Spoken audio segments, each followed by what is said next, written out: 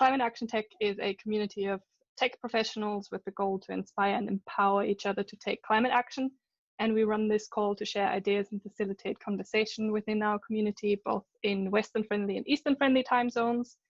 And yeah, we're talking about communication principles that move people and companies to take climate action.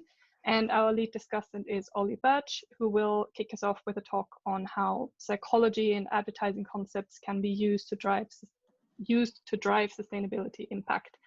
And Ollie is a communication strategist who has worked across PR, advertising, and branding to help communicate sustainability.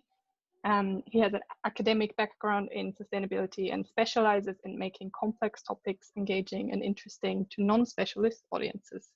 Without any further ado, over to you, Ollie. Thank you, Sandra. Hi. So obviously I think communication is important because I work in communications, so I think it's the most important part. But I want to give you a really quick reason why I think it's important for everything. Can everyone see the little graph I've just put up? Yep. Right, it shouldn't be a surprise to anyone. It's the carbon list. Okay, so there's a line, 1970. At that point, we had basically all the science we have today about climate. You know, we've refined our knowledge, but that we had all of the core big bits of knowledge we had then. And we've refined our technology since then, but we had all of the big bits of technology we needed to answer climate change at that point too. And since then, as you've seen, global sort of anthropogenic carbon emissions have doubled. So it's not that we didn't know what we needed to do, and it's not that we didn't have the tools to do it. More tools are always good, but the real problem was we just didn't act. And part of that is a communications problem. It's persuading people to do it.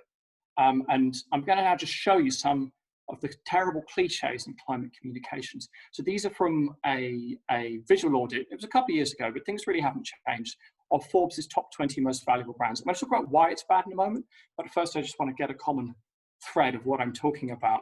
So this is from across all 20 of the brands. There are key competitors in here. There are people that hate each other.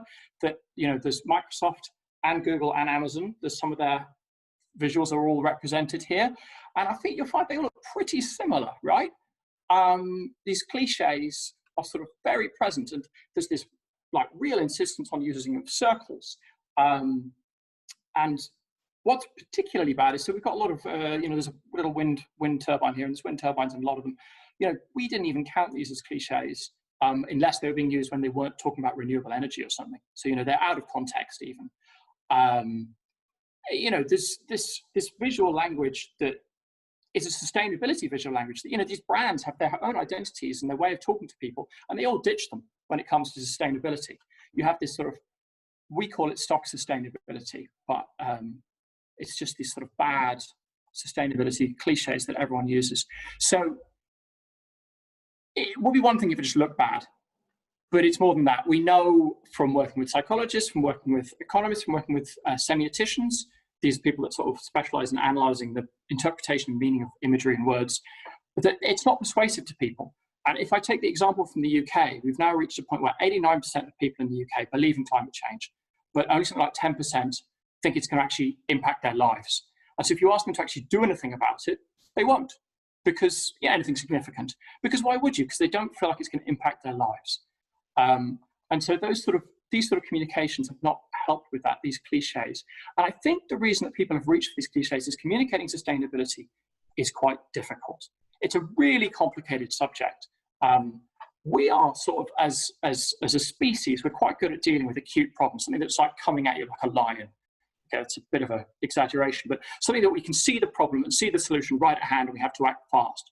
When problems get big and sort of distributed and complex, like sustainability questions, like climate change, we're not very good at dealing with that. So that's sort of one concept, and I'm going to rush through a bunch of concepts. It's one concept I want to stick in mind, is that we're good at simple problems, we're bad at complicated problems. There's also this question of psychological distance. We're really good at problems that are close to us, and we're really bad at problems that feel far away. We're bad at acting on them. So there are kind of four kinds of psychological distance. The social, like, is this something that's happening to people like me, or to people that I don't really associate with that much? There's temporal, is it happening now or in the future? Spatial, is it close or far? And experiential, do I have to imagine it, or is it something that I have personally experienced or people like me have experienced? And if you think about climate change, it kind of ticks all those boxes, unfortunately. You know, it's happening. It's when we depict climate change, particularly in the West, when we think about how it's depicted, it's happening to people I don't really identify with at some point in the future, somewhere else. And I've never experienced anything like it up until maybe now with COVID. Or if we think about the classic climate communication, you know, it's like a sad polar bear on an iceberg. Well, that's definitely somewhere else. And that's not someone I identify with. It's very sad. You know, do you want me to donate a $5 to make the polar bear happy? You know, I might do that. But if you want me to seriously change how I vote or change how my business spends its money or something, the polar bear is not going to cut it, because I don't identify with that polar bear and I don't identify with the poles. No matter how important you tell me they are, they're a long way away from where I live. So not only have we got this complex problem, but we've got this sense of distance. And then the final sort of psychological issue I wanted to talk about before I talk about a few solutions, because I know you guys really want to get into discussing all this stuff, is this idea of an intention-action gap. So even if we can get people to say, yeah, I want to do something about this, yeah, this matters, there's a really big gap between what people say they're going to do and what they actually do. So if we look at energy, green energy in particular, so the one survey found 60% of people prepared to pay more for an eco-friendly product or service. I think this was in the US, but only that 4% actually applied this to energy and paid more. Only 1 in 10 said they wouldn't switch to a clean energy supplier, but only 15% of people surveyed actually used it. You know, there's a significant gap between what people say they're going to do and what they actually do. And if you look across sort of all product categories, clothing, consumer goods, appliances, small electronics, you'll find a different size of gap between what people say that they're going to do and what they actually do. And part of that is because people lie when you ask them, when you survey them. You know, they want to appear good, they want to appear better than they are. But part of it is because of other barriers. You know, there's perception sometimes that these products are worse. So I don't know what your experience was going to the supermarket at the beginning of the COVID lockdown. When I went in, all of the cleaning products were gone, except the eco-cleaning products. Everyone wanted like the harshest bleach they could find. They wanted something that's definitely going to kill the virus. They didn't want the green products, which are often positioned about being softer and gentler and nature. And we tend to talk about nature as something soft and gentle and often feminine. No one wanted that. They wanted bleach. And that's a systemic problem. People have come to think of sustainable products or services or ways of living as being worse than. And often they're kind of communicated in ways that's like, oh, it's almost as good as the normal thing you buy, or, you know, you won't even notice the difference that it's worse. And so all of these things make people less likely to want the more sustainable option. And also the, you know, barriers around cost too, which can be a real issue, but not always. And it, you know, you can often find something that's much more sustainable that's only marginally more expensive. But there's all of these barriers. So if I just take those three sort of issues, the issue of complexity when we're good at dealing with sort of simple acute problems, the issue of distance, and this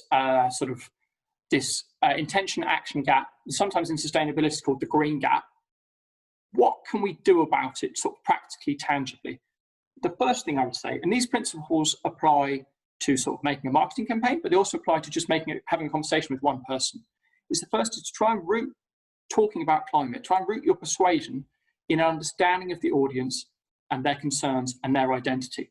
So the moment that Catholics, for example, heard about climate change from the Pope, they all felt more prepared to act on it because it was more relevant to them. In the US, if you look at conservatives, where there's been a big problem in engaging conservatives around climate stuff, the moment you reframe climate issues around protecting the nation and around sort of the stern authoritarian, it's the right thing to do, you see far higher engagement amongst conservative people on those same issues that normally they wouldn't be that interested in, because it tends to be communicated in more sort of left-wing ways about sort of caring for one another and caring for the community. And so the moment you understand that audience, think about what they like, what their concerns are day to day, and make it relevant to those, you're going to have a better chance of persuading them. The second one, and these are linked, but is bring it much closer to home. Find an example that's close to them. Social, temporal, and spatial distance can all be reduced in your communications. So, you know, the biggest predictor of someone getting a solar panel is seeing other people with solar panel in their neighborhoods on the drive home. You know, it's what happens around us is what influences what we do and how we think. So if you can find close to example homes of either the consequences or of the action that they can take, they're far more likely to do something about it. And the final thing I want to say is if you want to make people do something, like actually take a tangible behavior, you have to make it as easy and attractive as possible. So it's visually attractive, which is ditching all of those sort of green sustainability cliches I just showed you. You know, make it look like something they might actually want. But it's also trying to make it easy to do. So if you can make the right choice, the default choice, in the right choice from a sustainability perspective, even if just how you frame it, because you can't necessarily take things off the table. But if you just frame the right choice, the green choice as the default choice, people are far more likely to go for it. You know, I think, I'm going to confuse my countries, but I think Austria has something like a 98% donor rate, and Ireland has something like a 10% donor rate, you know, for sort of organ donation. Both countries, 9 out of 10 people believe in organ donation is the right thing to do. It's just an opt-in versus an opt-out, that's all it is. So if you can tip people towards the right thing, they're more likely, I've definitely got those countries wrong, but the statistic is right. I should have had more notes. So that is in like, I don't know how long I've taken, 10 minutes, probably a little bit more than 10 minutes. Why communication is important, why people, it's hard, and a few things you can do to get it right. I hope that was sort of interesting and informative, and I didn't talk too fast. Lovely. That was amazing. Thank you very much, Ollie. For this session, I'm going to now stop the recording so that we can begin the off-the-record conversation and start the Q&A.